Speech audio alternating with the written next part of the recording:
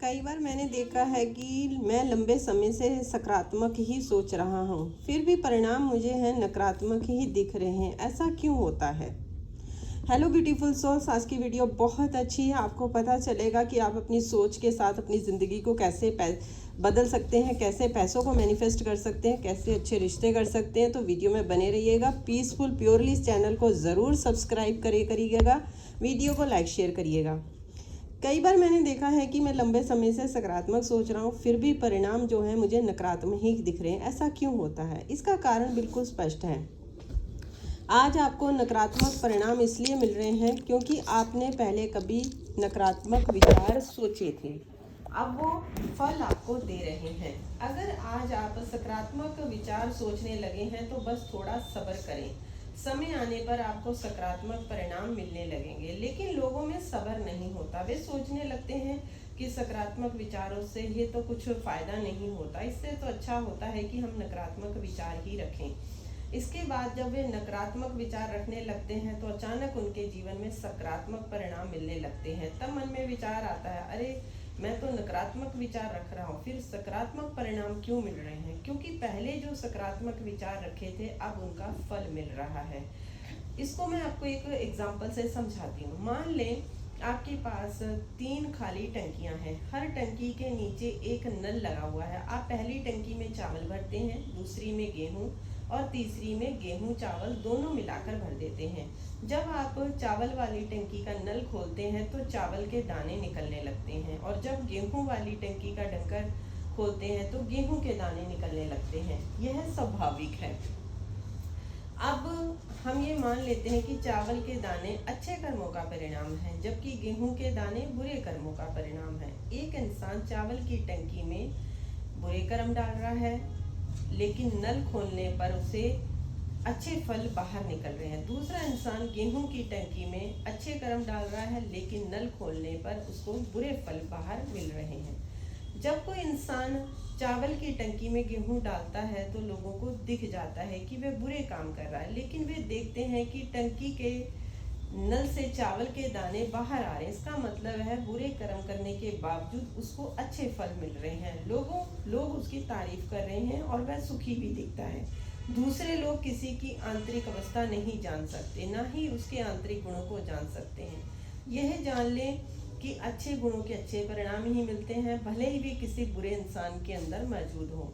ऐसा इसलिए होता है क्योंकि चावल के दाने नल के पास तलहटी में मौजूद रहते हैं और नल खोलने पर सबसे पहले वही बाहर निकलते हैं। यानी इंसान ने पहले अच्छे कर्म किए थे जिसका फल उसे इस वक्त मिल रहा है। बुरे कर्म तो उसने बाद में किए हैं, यानी गेहूं तो चावल के ऊपर है।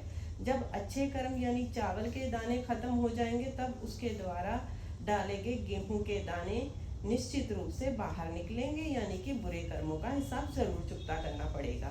इसी तरह एक और इंसान गेहूं की टंकी में चावल के दाने डाल रहा है, नल खोलने पर गेहूं के दाने बाहर निकलेंगे, क्योंकि पुराने कर्म जो थे अंदर में जो पहले मौजूद हैं, चावल के दाने तो तब निकलेंगे ना जब वो बाहर खत्म हो जाएंगे।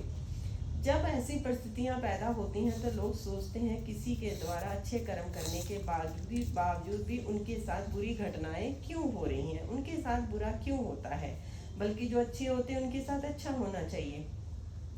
तीसरी टंकी में चावल और गेहूं मिले हैं, वह ज्यादातर लोगों के मामले में होता है। हर इंसान का जीवन अच्छे और बुरे दोनों तरह के कर्मों का फल का मिश्रण होता है। इस मामले में कौन से दाने बाहर निकलेंगे, गेहूं या चावल के, वह इस बात पर निर्भर करता है कि हम अपनी प्रार्थना द्वारा किस चीज को ज्यादा आमंत्रित करते हैं। प्रार्थना भी एक कर्म है और प्रार्थना द्वारा आप अच्छे फलों को आकर्षित कर सकते हैं।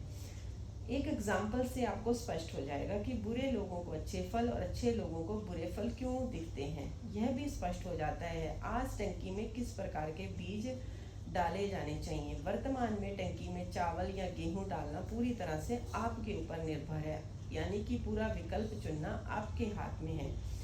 इससे समझें कि आपके जीवन में जो भी हो रहा है वह अतीत में दिए गए ऑर्डर का गलत नतीजा है। जो जीवन में आप आज जी रहे हैं वह अपनी महत्वाकांक्षाओं और डर के आधार पर जी रहे हैं। अतीत में कुछ तीर कमान से निकल चुके हैं, यानी कुछ नकारात्मक विचार आप कर चुके हैं। आपके जीवन में आज जो भी घट रहा है उसी के कारण घट रहा है। अतीत के विचारों से असर से बचने के लिए प्रत्यक्ष रूप से आपको कुछ नहीं करना। आपका ध्यान बस इस बात पर रहना चाहिए कि आज मुझे क्या चाहिए, आज कौन से ऑर्डर करने हैं। जो प्रेजेंट होता है वही लॉ ऑफ अट्रैक्शन में काम करता है, ना फ्यूचर काम करता है ना पास्ट काम करता है। मेरे जीवन में ऐसा हो वैसा हो, मगर जब भी जो भी चाहिए उस पर काम शुरू करें। करने योग्य जो भी काम है वो करें। जैसे कांच का गिलास गिर गया तो अब क्या करें, वह दोबारा जोड़ा तो जा नहीं सकता, इसलिए उसे जोड़ने की कोशिश से कोई फायदा भी नहीं होगा। उस समय करने को योग्य काम है कि कांच के टुकड़े बटोर लें और इसी कदम पर अपना कार्य जो है वो शुरू कर दें। पहले जो गलत ऑर्डर्स देने के कारण जीवन में कुछ गलत बातें आ गई हैं, अब नया ऑर्डर देना शुरू करें। अब आपको जो चाहिए उसको ऑर्डर दें। जीवन में कुछ गलत नियति के लोग आ चुके हैं जिनकी वजह से परेशानी है। गलत सास आ गई है, बहू आ गई है, या पति आ गया है, या पड़ोसी आ गया, या बॉस आ गया। जो भी ऐसे गलत लोग आए हैं तो वो इसलिए क्योंकि अज्ञान में आपने वैसे ऑर्डर दे दिए। अज्ञान में लोग बहुत से गलत काम कर बैठते हैं। जैसे टीवी सीरियल देखते हुए समय कुंवारी लड़की कहती है, मेरी सास अगर मुझसे बोलेगी तो मैं उसे मुंह तोड़ जवाब दूंगी, उसे ठीक कर दूंगी।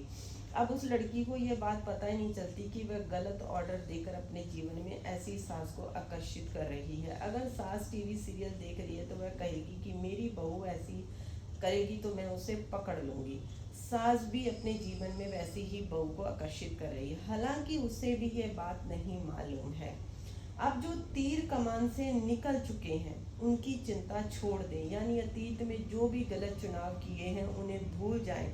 उसका परिणाम तो मिल चुका है। हो सकता है आपको पता भी ना हो कि किन तीरों का असर क्या हुआ है, किन चुनावों से आपके जीवन में कौन से परिणाम मिले हैं। आपने ऐसे ऑर्डर दे दिए, ऐसे विचार रखे, ऐसी प्रार्थनाएं करी जिनकी वजह से आज आप असफल, हताश, दुखी या बीमार हो गए हैं।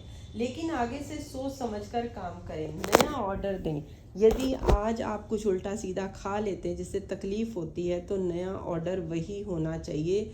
जब मैं स्वस्थ शरीर चाहता हूँ तो मेरा पेट ऐसा होना चाहिए, मुझे हाजमा ऐसा चाहिए जो हर स्थिति में आदर्श हो। जब आपके जीवन में ऐसा होगा तब आपको पुराने तीरों का असर का पता ही नहीं चलेगा।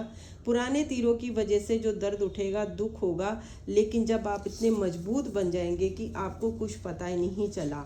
हालांकि कुछ दर्द आए और आकर चले गए, आप पर उनका कोई नकारात्मक असर नहीं हुआ। आपने देखा शरीर में कुछ दर्द उठा, लेकिन आप उस पर ध्यान में इतने पक गए कि आपने उस कष्टकारी घटना का भी आनंद ले लिया।